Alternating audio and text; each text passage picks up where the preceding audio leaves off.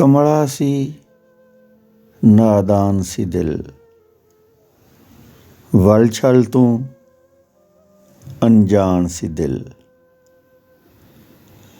ਕਮਲਾ ਸੀ ਨਾਦਾਨ ਸੀ ਦਿਲ, ਵਲ ਛਲ ਤੂੰ ਅਣਜਾਣ ਸੀ ਦਿਲ। ਉੱਥੇ ਕਦਰ ਕੀ ਹੁੰਦੀ ਉਹਦੀ,